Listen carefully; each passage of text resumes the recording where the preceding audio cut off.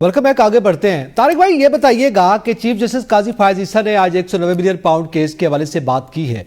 अच्छा, हमें आमतौर पर यह कहा जाता है कि जब केसेस जेर इल्तिवा हो तो उस पर कोई राय ना दें, या अदालतों की जानिब से बाकायदा तौर पर ये बात की जाती है कि अदालतें खुद भी राय देने से गुरेज करती हैं।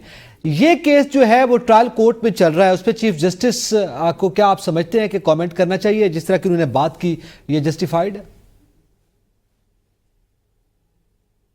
कि मैं मीडिया नहीं देखता। उसी रोज उन्होंने 2 से 3 बार मीडिया देखने की कुछ मिसालें भी दे दी थी जब उन्होंने कहा था कि मैं मीडिया नहीं देखता। तो मुमकिन है जिस अदालत ने ये कहा हो कि किसी ज़ेरे इल्तिवा मुकदमे पर बात नहीं की जा सकती, उस अदालत की कार्रवाई भी चीफ जस्टिस साहब ने मुमकिन है ना देख रखी हो, तो इसलिए उन्होंने ये कर दिया कि एक ज़ेरे इल्तिवा मुकदमे पर उन्होंने ये तमाम बातें कर दी। दूसरा, यही चीफ जस्टिस साहब हैं जो ये कहते थे कि जो मैटर मेरे सामने हो मैं उस पर बात करता हूं, मैं दीगर मैटर्स पे बात नहीं करता। तो ज़ेर इल्तिवा होना तो अलग, ये मैटर भी उनके सामने नहीं था, वो इस मैटर पे बात कर रहे थे। और आपने गुज़िश्ता कुछ अरसे में जो जो चीजें देखी हैं तो उसमें आपको नजर आया है कि चीफ जस्टिस साहब जो हैं, अब देखिएगा आप 19 अगस्त को हमारे सामने आएगा कि क्या होता है, क्योंकि वहां जो 5 जज साहिबान हैं उनके हवाले से सुप्रीम कोर्ट ऑफ पाकिस्तान को कवर करने वाले रिपोर्टर्स ये कह रहे हैं कि it is going to be something like 4-1। तो ये जो प्रिडिक्शन है supreme court of Pakistan cover करने वाले रिपोर्टर्स की, ये किस चीज पर बेस्ड है कि हमने कुछ अरसे में क्या देखा, काजी फैसल साहब ने कहा था इलेक्शन कमीशन ऑफ पाकिस्तान को कि जाइए लाहौर हाई कोर्ट जाइए और वहां चीफ जस्टिस साहिबा से मुशावरत कीजिए।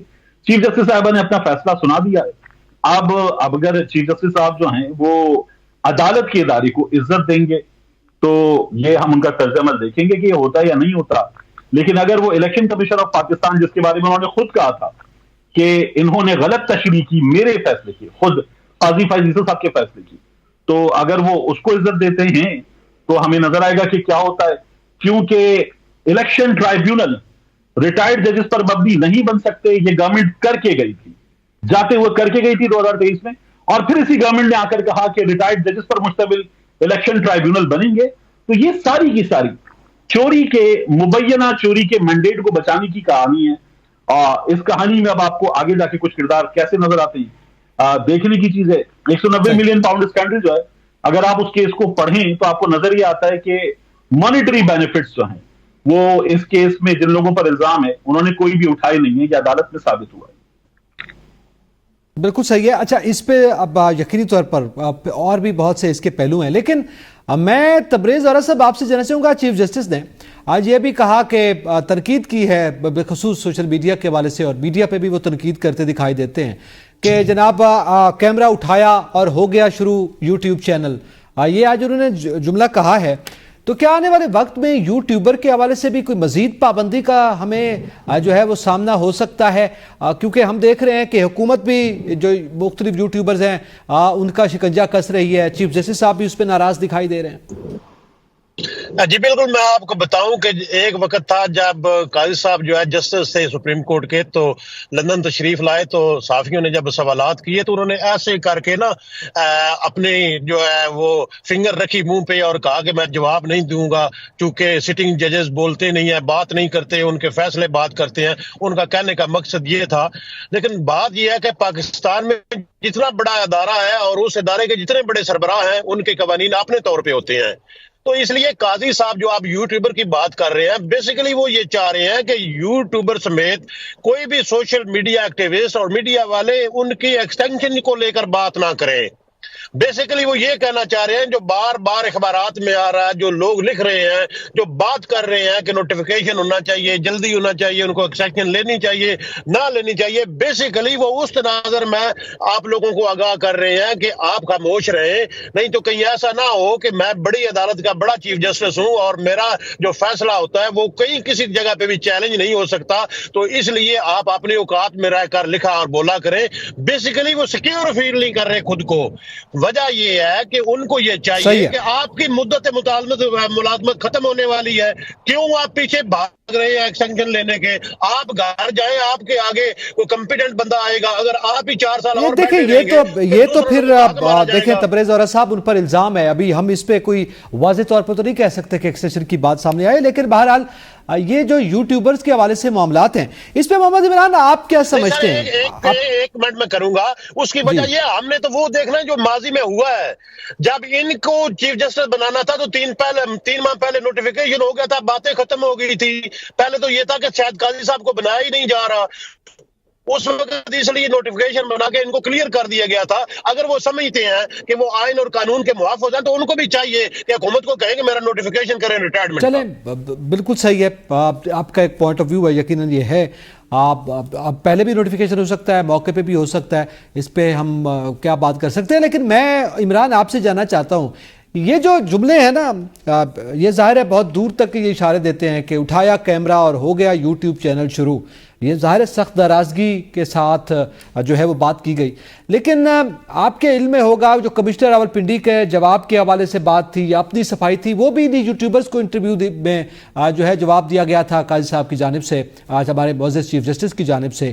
تو یہ تضاد کیوں ہے کہ جب آپ کے حوالے سے کوئی بات کی جاتی ہے یا تھوڑی سی وہ بات جو آپ کے فیصلے کے خلاف یا تنقید کسی فیصلے پر کی جا رہی ہو یوٹیوبرز کی جانب سے, تو آپ بہت ناراض ہو جاتے ہیں اور خود آپ نے صفائی دینی ہو تو آپ ان کو انٹرویو دیتے ہیں؟ ایسا کیوں ہے؟ دیکھیں اعتزاز, میں تھوڑا سا پیچھے آپ کو لے کے جاؤں گا. ابھی سلمان علی صاحب نے ماضی کی بات کی تو ماضی کا تھوڑا سا میں آپ کو قصہ سناتا ہوں کہ جب بطور جسٹس سپریم کورٹ یہ کام کر رہے تھے قاضی فائز عیسیٰ صاحب, اس وقت 3 سے 4 ہمارے اس وقت موجودہ جو سپریم کورٹ کے سینئر رپورٹرز ہیں, ان کو سمجھا جاتا تھا کہ یہ قاضی فائز عیسیٰ صاحب کی سوشل میڈیا ٹیم ہے, کیونکہ جہاں پہ قاضی فائز عیسیٰ صاحب کی بیگم پہنچتی تھیں اس سے پہلے وہ 2-3 شخص جو ہیں رپورٹر وہ پہنچے ہوئے ہوتے تھے.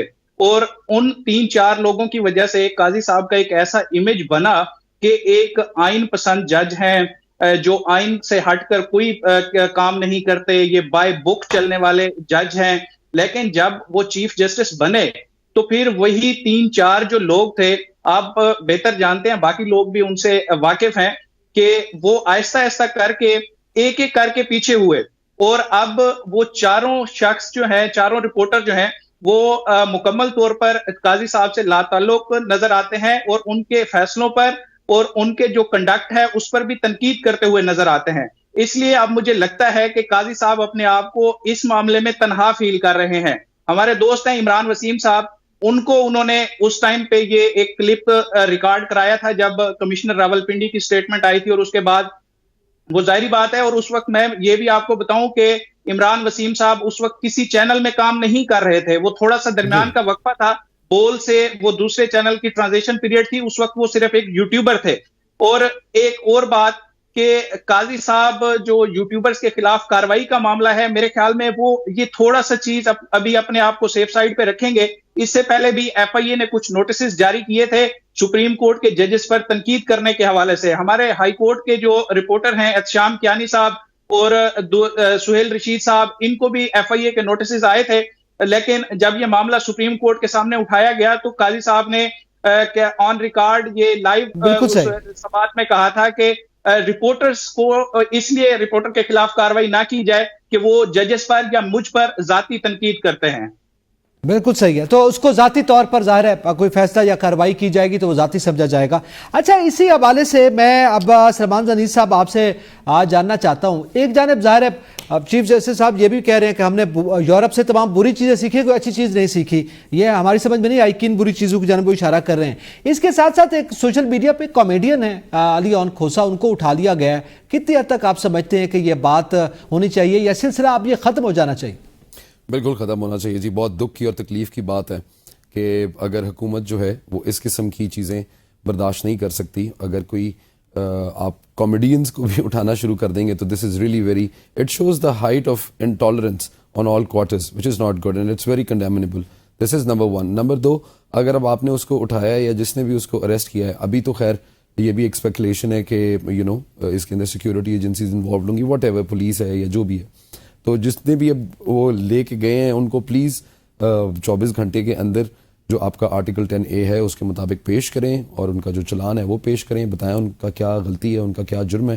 اور یہ بالکل بہت تکلیف دہ معاملہ ہے. میں نے کچھ ویڈیوز دیکھی ہیں جس طریقے سے people have barged in his home, اور ان کو ابڈکٹ کیا گیا ہے، ان کی فیملی کے سامنے، ان کی چھوٹی سی بچی تھی اس کے سامنے، یہ تمام تکلیف دہ معاملات ہیں. اور ہم جب تک اس قوم کے بڑے، اس قوم کے decision makers, policy makers, bureaucracy کے لوگ، اسٹیبلشمنٹ کے لوگ، جوڈیشری کے لوگ، پولیٹیشنز، جب تک خود ایک برداشت کا میسج نہیں آگے پورٹرے کریں گے، کچھ بھی ٹھیک نہیں ہو سکے گا. ہم سب نے اس ایک میسج کو آگے پروان چڑھانا ہے. ابھی ایک دن پہلے ہم نے 14 اگست منائی ہے، قوم ندیم ارشد کی جو خوشی ہے اس سے نہال تھی. That is the kind of culture that we need to promote. اپنے آرٹسٹ کو، اسپورٹس مین کو، آرٹیزانس کو، کمیڈینس کو، گلوکاروں کو ہم نے پروموٹ کرنا ہے. تو یہ کوئی اچھی مثال نہیں ہے. ہمیں الٹا سپورٹ کرنا چاہیے. بالکل صحیح ہے. وہ ظاہر ہے کسی کے لیے خطرہ نہیں، نہ ہی وہ ریاست کے لیے خطرہ بن سکتا ہے، بلکہ یہ ایسٹ ہوتے ہیں ہمارا.